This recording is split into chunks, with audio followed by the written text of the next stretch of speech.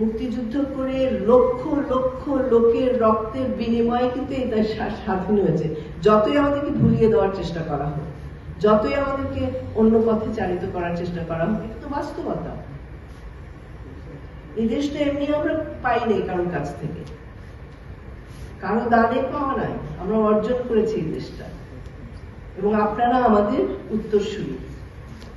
এই দেশটা আপনারা উত্তরাধিকার সূত্রে পেয়েছেন, আপনারা মুক্তিযোদ্ধাদের উত্তরাধিকারী। সেই কথা তো ভুলে গেলে চলবে না।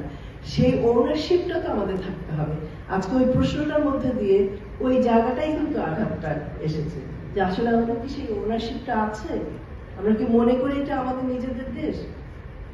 কিংবা যারা রাষ্ট্র পরিচালনার দায়িত্বে যান তারা কি মনে করেন যে এটা সাধারণ মানুষের দেশ, সব মানুষের দেশ? এবং সব মানুষের দেশ যদি তৈরি করতে, আজকে শাহীন যা বলেছেন, আমাদের উপস্থাপনায় যা থেকেছে, যে প্রতিটি অবস্থানের মানুষের জন্য অধিকার নিশ্চিত করতে হবে।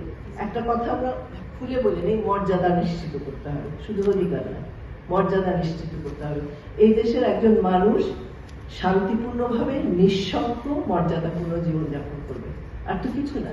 তো সেই কথাগুলি তো আমাদের বলতেই হবে। এই দেশটা যদি আমাদের হয়, আমার জীবনটা কিভাবে চলবে, আমার সন্তানের জীবন কিভাবে চলবে, আমার দেশের মানুষের জীবন কিভাবে চলবে, সেটা বলার দায়িত্ব, নৈতিক দায়িত্ব, কর্তব্য, সমস্ত কিছুই কিন্তু আমার আছে।